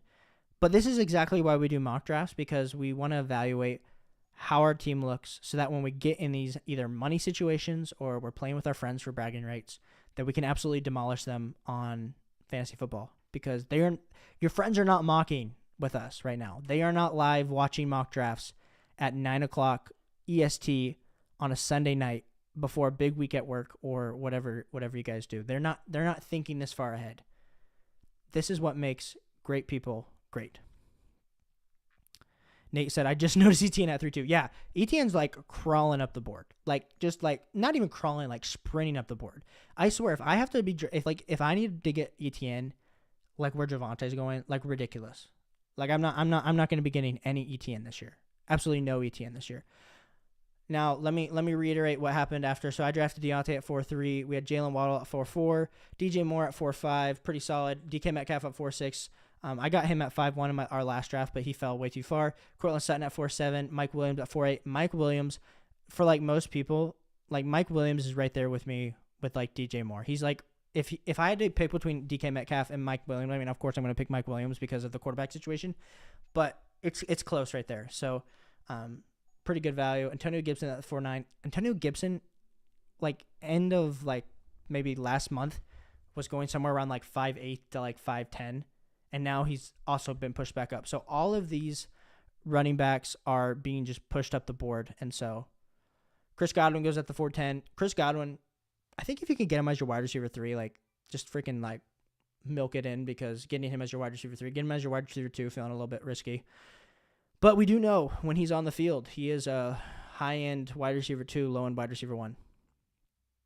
Yes, Keaton, totally agree with you. Used to love it. It was amazing. Oh, when you could get a draft, honestly, there was like a period where like, let's say like I'm at the 110. I could go like Joe Mixon, Saquon Barkley, Cam Akers, and then Travis Etienne. Not that you need 4 running backs, But you could absolutely just like load up and then hammer like wide receiver, tight end, quarterback like the next few rounds and feel really good about yourself.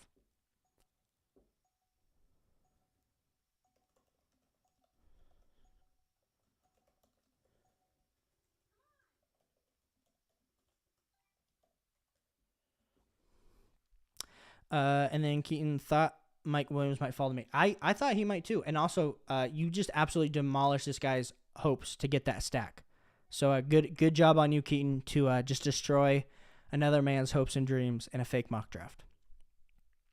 So after Mike Williams at the 4-8 goes, Keaton, then you go with Antonio Gibson at the 4-9, Chris Godwin at the 4-10, Lamar Jackson at the 4-11, Patrick Mahomes at the 4-12, Marquise Hollywood Brown at 5-11, Jerry Jeudy at the 5-2, Brandon Cooks at the 5-3, Justin Herbert at the 5-4, Allen Robinson at the 5-5. I think that's like really solid. The thing that like I have to remember about Allen Robinson is hopefully he can just perform with Matthew Stafford. Cooper Kupp, like if Robert Woods was a wide receiver 1, he was like wide receiver 12 or 13 before he got hurt. So like there's definitely room for both of these guys to eat in the Rams offense. Now you're just hoping Matthew Stafford's elbow is feeling better, because if it's not, I don't know. So it might be a rough year for anyone that also drafts Cooper Kupp in the first round. So another reason, Keaton, that you might actually be right with drafting Derrick Henry over Cooper Kupp. So then after Allen Robinson, we had George Kittle at the 5-6, Darren Waller at the 5-7, and J.K. Dobbins at the 5-8. I do think getting J.K. Dobbins in the 5th is like interesting, because I mean, granted, like coming off an ACL tear, like that's pretty huge, but he has that potential to be like a solid RB2. So I am now on the board. So I went running back, tight end, 2 wide receivers. You're looking at the running back landscape, and you're like, I could probably wait another round for a guy. I do like me some Amon St. Brown and Michael Thomas. I just think it's too early for those guys. I'm not risking on a. You know what? I'm just gonna draft Josh Jacobs in the 5-10. I don't think he was gonna fall to me, but just being able to get Josh Jacobs, I think him playing week 1 of preseason, like there's no worries. They're probably just giving him some run, because he probably hasn't been practicing. Like, honestly, like they're not just like laying down hits on the running backs in practice, because otherwise all the NFL teams, like there wouldn't be their best players at running back would be injured. So yeah, that's kind of my thoughts. So we have Elijah Mitchell at the 5-12, Michael Thomas at the 5-11. He was in consideration in my pick. Elijah Mitchell at the 5-12, and then Adam Thielen at the 6-1. Amon St. Brown at the 6-2. I was kind of hoping he would fall to me. And this is where it gets a little bit interesting, because I could go Mooney. But I do think I'm not a big Hawkinson guy in the 6. So it's between like a running back and I think this is where I just get a little bit pretty, and I'm taking AJ Dillon. The reason I think AJ Dillon, last year, he's probably going to get 50 to 55% of the work in Green Bay. And that is enough for me to say, as an RB3, like I'm taking that risk. Now, like the next 2 rounds, I'm probably going to wait on quarterback, because I've been making that mistake. I thought about drafting Kyler, but the thing is, if I waited out, I could probably get a Dak or an Aaron Rodgers. The difference between what they're going to be scoring on a points per game basis compared to what Kyler's going to be scoring is not worth me reaching for a quarterback. So looking at probably just hammering wide receiver from here on out. If we look at my roster, Joe Mixon, Josh Jacobs, T. Higgins, Deontay Johnson, Travis Kelce, AJ Dillon, it doesn't scream upside. Nothing about what I've done so far screams major upside. Last draft, when I drafted from the 2nd spot, screamed all the upside. This, besides Joe Mixon, I think like there's not a ton of upside for me. So, but to those of you like Keaton and Nate that are here in the draft, I'm looking at their team. So of course, Keaton has Derrick Henry, Leonard Fournette, AJ Brown, Gibson, and Herbert. You know what? That's a very solid squad, Keaton. Yeah, I like your team's better than mine. Don't even have to do it. And then, of course, Nate, Jamar Chase, Saquon Barkley, Michael Pittman, DK Metcalf, Darren Waller, and CEH. So CEH as your RB2, a little bit scary, but totally understand, because you went 3 solid wide receivers early, and then, of course, have Darren Waller, so you have a solid tight end option. Liking what's happening with your team as well. Ooh, Keaton coming in saying my face is freaking like right in the way. I don't know how to like move it. But anyway, he says, here, let me see if I can move the comments. Yeah, like right there. So it says people are hating on Josh Jacobs, but now I like him at the value in the 5th or 6th rounds. I agree. If you can get him as your like RB2, feeling pretty good if you went like super wide receiver happy in the first few rounds. Nate then says you like CEH as RB2. Not a lot. I think the Isaiah Pacheco hype that's coming out of the Kansas City camp, I think there's some merit to it, but I also think it's not like absolutely great. I think the fact that CH kind of got beat out last year by Darrell Williams and Jerick McKinnon for like a lot of the season says a lot about the talent the CH is. But as a first-round draft pick, like they're going to continue to give him the run. They don't want to act like they messed up. So I think getting him as your RB2, I mean, you just have to – I don't think there's the upside to be an RB1. I really don't. I mean, and granted, running backs get injured. So when I'm saying like an RB1 on a points-per-game basis, I don't think he's going to be there because they did bring in Rojo. Of course, this 7th-round rookie is showing flashes. I'm a little bit nervous. About CH. So, like, if he is your RB2, let's go to your team. Yeah. So, it's like Saquon and the CH. Like, I think you have the wide receivers to, like, make up for it. But I would definitely be like, yeah, hopefully I find someone on waiver wire to replace CH. That'd be my opinion on CH. So then we had Juju Smith-Schuster, Amari Cooper, Kyler Murray, Bateman, Hopkins, Harris, Hawkinson, Patterson, Gabe Davis, and then Jalen Hurts off the board. And I'm coming up, and I have absolutely no idea what I'm doing. I'm probably lining up a running back or a receiver, depending. I do see 2 wide receivers in Elijah Moore and Davonte Smith that I really do like. Kareem Hunt just went. I do like that there for you, Nate, then securing your RB room, especially with Kareem Hunt just constantly putting up top 12 to 14 running back finishes as the backup for the Browns. If anything happens, I do think there's the trade rumors. There's a good shot that he does get traded. And if he does, then of course he then becomes an RB1. So if he is your RB3 now and something happens and all of a sudden becomes like your RB1 with Saquon, like you're feeling pretty good with Clyde Edwards-Helaire as your RB3. So I think securing both those guys was really good for you. And now I'm on the clock between Devontae Smith and Elijah Moore. I'm taking Elijah Moore just based on my own rankings that I have. I'm not worried about the Zach Wilson injury whatsoever. Joe Flacco has more than produced as a fantasy reliable, not fantasy like legend quarterback, but like he's a reliable fantasy quarterback. Producing 15 to 17 fantasy points per game when he has been a starter before. The last few seasons when he started, it's in the spot starts, it's been like 12 fantasy points a game, so it hasn't been great. But Zach Wilson also was not great. So Zach Wilson was like a bottom, I think he was like the QB 27 on a points per game basis for fantasy football last year. You can spot check me if I'm wrong, but I think it's like 27, 28, something like that. So there's no way Joe Flacco can be worse. And so getting Elijah Moore as the wide receiver 1. I know Garrett Wilson is there. I'm really high on Garrett Wilson like in the 10th round, but I do think Elijah Moore has like just flashes of like a miniature Steve Smith or Antonio Brown type. He gives me those vibes. Even I'm not saying he's that good. If he was, he would be drafted in the first round of this draft, but he's not. Here you're looking, we're saying, do I draft and this is where I think, okay, cool. We solidify that tight end in Zach Ertz. I've been seeing a lot of Dallas Goedert go ahead of Zach Ertz, and I don't know why. Because Zach Ertz is going to be competing for targets with Rondell Moore and Hollywood Brown for the first 6 weeks of the season, whereas Dallas Goedert has to compete with A.J. Brown and Devonta Smith. So, looking at the teams, Nate, you're about to be on the clock. Interested to see what you do. You've held off on drafting a QB, so is this QB time? Is this wide receiver time? But you already drafted some wide receivers. I don't know. I think this might be QB time here for good old Nate. And then Keaton drafted Amari Cooper and Gabe Davis. So his team's looking real solid. He's probably going to hammer a few more wide receivers, maybe draft a tight end. So, hopefully, Keaton, you weren't hoping to get Zach Ertz because same thing. I'm at the strategy of so I'm usually a late tight end guy. But if Zach Ertz falls to you in the 8th, like you kind of have to do it because I do think he does have that tight end 5 upside, which you have if.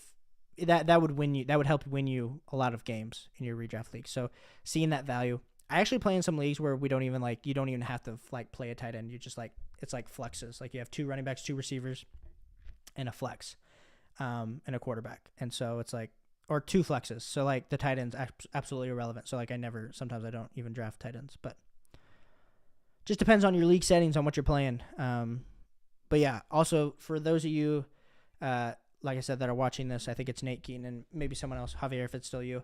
Been playing fantasy football since back in 2007. LaDainian Tomlinson was the RB1 then.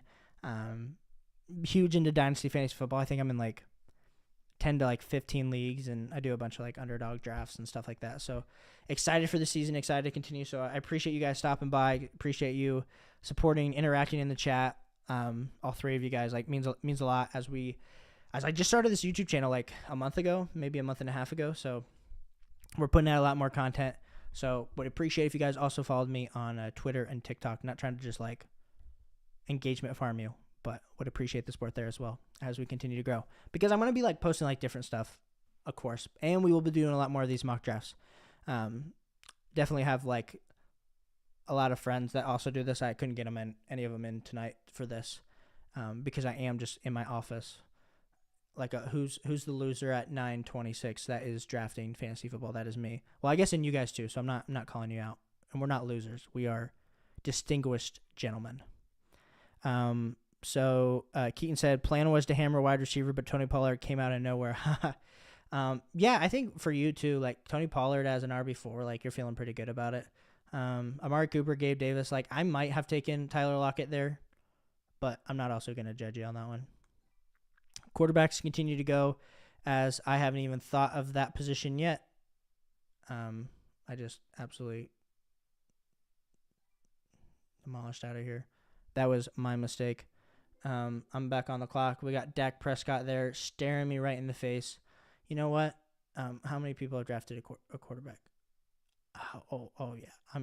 I can wait. But how many? I have 3 running backs. Yeah. This is the perfect time for me to draft my boy. We are pairing. I don't like to do this typically. I like to stay away from maybe drafting 2 people on the same team. I know I did that last draft with Joe Mixon and T. Higgins. Well, and I did that again with T. Higgins and Joe Mixon. I guess I'm like falling into this trap. But I think for me, like Garrett Wilson, he was my wide receiver 2, potentially a wide receiver 1 coming into like for Dynasty Fantasy Football redraft leagues. Getting him in the 9th round, especially like when Robert Woods is off the board and Brandon Ayuk, like I think is really good value. And especially having Elijah Moore, like if one goes off, typical redraft league, someone gets injured, like one of those guys is going to emerge. So just placing your bets, hoping one of them does emerge. It's a little bit different philosophy than I think handcuffing your running backs. I like to call it handcuffing wide receivers. Then we had Dak Prescott go at the 9-11. That is upsetting because I did think Dak was going to fall to me. And the friggin' auto took 2 quarterbacks. Like, this is why if you do sleeper leagues, you should never let the auto. You should never auto because the auto is absolutely terrible. Oh, friggin' George Pickens. The friggin' stud of a man that was. Oh, he's been putting up crazy numbers. But I'm going Aaron Rodgers here. Feeling pretty good. I think a lot of people underestimate how good Aaron Rodgers is and how maybe he doesn't scramble anymore. But he does scramble just enough to give you that rushing upside. So that is another reason why I'd be taking Aaron Rodgers over Matthew Stafford. He does what? Cool. He's throwing to Alan Lazard, Christian Watson, Romeo Doubs, Aaron Rodgers, A.J. Dillon, Robert Tonyan. Doesn't have Davonte Adams, but there's been a lot of years like before Jordan Nelson emerged where people are like, who's the wide receivers in Green Bay? Like they always seem to just draft guys that are nobodies that turn into something. So Davonte Adams was what, a 2nd or 3rd round pick? I think it was a 3rd round. So these guys do emerge out of nowhere. Maybe it was later than that. Now I'm scrambling off the top. But Nate right here went with James Robinson. I think especially with the rumors of him potentially starting and Travis Etienne maybe not having all the carries. I think that was a good pick. Yeah, Keaton, totally agree. Totally glad you agree with the sleeper. I know it's a little bit delayed in the chat, so appreciate that. Then we had MVS, Hines, Cole Kmet, Chase Claypool. Keaton, you took Cole Kmet. Was that your tight end one? Yep. I like that. Like that a lot. your team's rounding out so far, man. Got some high value, Gabe Davis and Christian Kirk as like your high end wide receiver 3s. You got Amari Cooper to pair as your wide receiver 2 with A.J. Brown. You're just hoping that Deshaun Watson only gets suspended 6 or 8 games, because by week 9, if Amari Cooper actually starts producing, that's going to be rough. Yeah, I like your team a lot. Actually, after this, I will grade your guys' teams, and then this will probably be my last draft, and we're going to be ending it over here tonight with our live streams. But we'll be back tomorrow. Typical fashion. We'll be back drafting again tomorrow. So after Cole Kmet went off the board, we had Chase Claypool, Russell Gage, then Matthew Stafford, Gesicki, Deshaun Watson at the 11-2. Is that your QB? Oh, no. Okay. Fair. Getting it back up, I guess. Will he play? Will he even be valuable? We'll see. In Dynasty, I think it's interesting. I think it's interesting to buy Deshaun Watson in Dynasty, but if you're playing redraft for the season, which we are, it's a little bit risky business. Then we had Isaiah Spiller, Christian Watson at the 11-4. Especially with Romeo Doubs coming off in the 10th. I think that's crazy. Romeo Doubs screams Marquez Callaway from last season, where he scored 2 touchdowns in the preseason, bombs.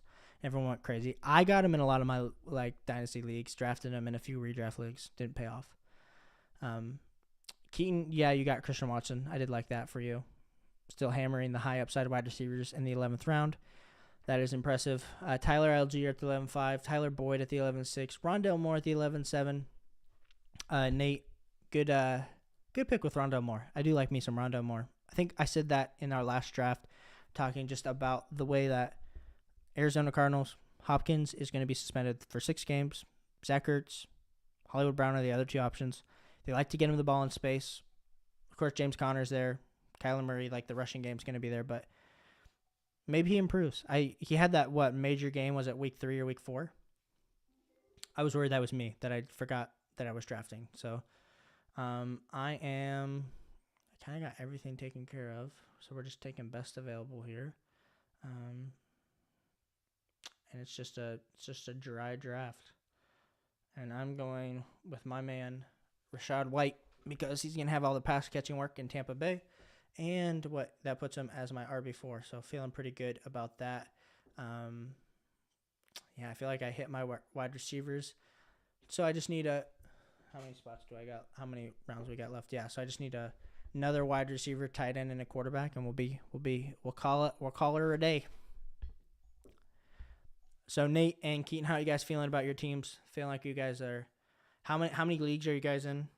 I'd like to know a little bit more about what you guys doing fantasy football wise. If you guys are prepping for a draft or prepping for multiple drafts, or you're just a fantasy football addict that can't get enough of just mock drafting in your free time, because that's me.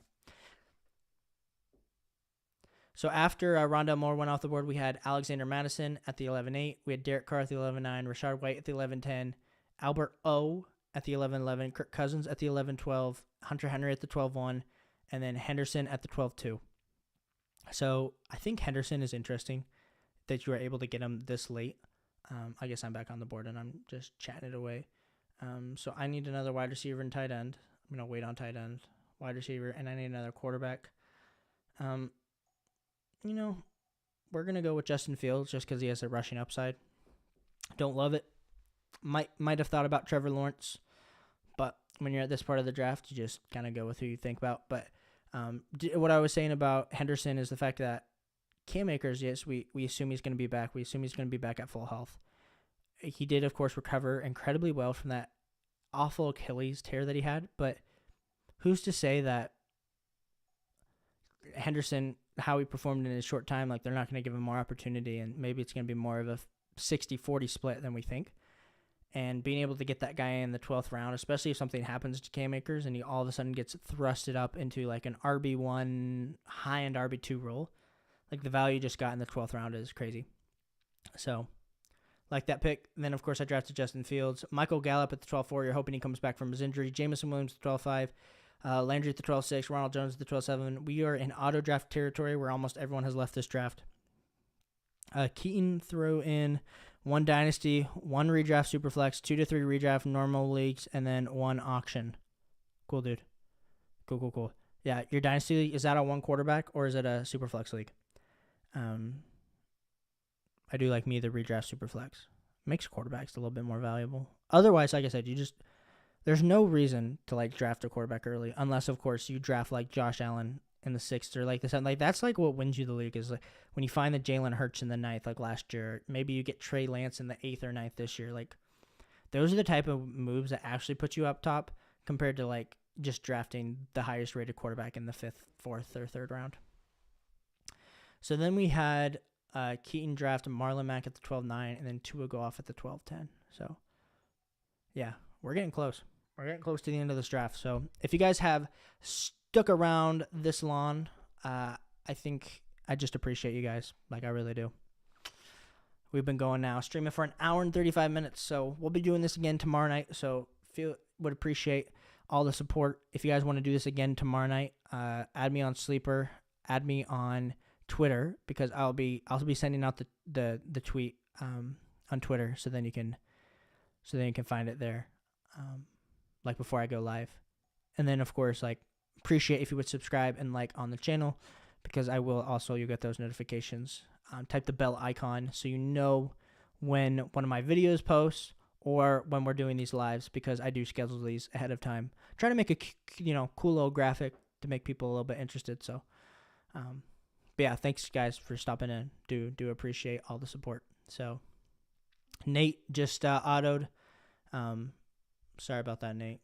Probably just stepped away from your phone. And then I needed a wide receiver and I needed a tight end. And I guess we're just rolling with our backup tight end being David Njoku and hoping Deshaun Watson plays. You said Keaton says one quarterback. I wish it was Superflex. Yeah. Superflex is definitely the way to go. Makes you feel a lot better about how things are going. And I'm going to take a high upside here. We're drafting Alec Pierce as wide receiver 2, even though DJ Chark might be the wide receiver 1 for the Lions. But yeah, I'll be giving out grades. I'll quickly after we finish this. I'll give Nate and Keaton grades. So let's. I guess I'll just wait 2 seconds till this last pick happens, and then we'll be giving grades from here. So we're going through Nate's team. So Nate's team, of course, drafted Jamar Chase, Saquon Barkley, Michael Pittman, DK Metcalf, Waller, CH, Kareem Hunt, Tom Brady as the quarterback, Brandon Ayuk, James Robinson, Rondell Moore, Jarvis Landry, Noah Fant, and then Mac Jones. I'm going to just say, like, just being honest about the team, I love it. I'm saying like B+, A-. It might be an A- team. I think the CEH pick, like, I didn't love it, but like waiting for the running back, but you kind of just played the board. Like I did like the DK Metcalf selection. Maybe I would have gone Mike Williams over DK Metcalf. But then you really made up for it, I think, in rounds 9 through 11, getting Brandon Ayuk, James Robinson, and then Rondell Moore, I think really helps out your cause. So solid drafting, of course, with you, Nate. Thanks so much for stopping by. Appreciate it. And then Keaton, you drafted Derrick Henry, Leonard Fournette, A.J. Brown, Gibson, Herbert, Amari Cooper, Gabe Davis. I'll be completely honest. I think like once we get past, I think I would have taken Bateman over Amari Cooper. And then Gabe Davis. I'm not as high as like everyone else is, but like I also understand you like wanting that upside. So if I would have flipped out Bateman for Gabe Davis, I'm giving you like I want you to come back to the channel, but I'm being honest with you. I'm going to give it a B just for that. I think, but you do have like you do have in Gibson there to like secure the backfield in case something happens with Henry or Fournette. So you do have depth, but yeah, dude, really solid team. Of course, I do think Jamal Williams, solid like last round pick. Jacoby Myers at the 13th round, steal. So yeah, I appreciate you guys all for stopping in today as we drafted and did the mock drafts. We're gonna be back tomorrow for the for another mock draft. So we'll be doing another redraft mock, and then we'll kind of go from there. So yeah, if you haven't already, like and subscribe. Appreciate all the love and support, and I will catch you guys on the flip side. Talk to you soon.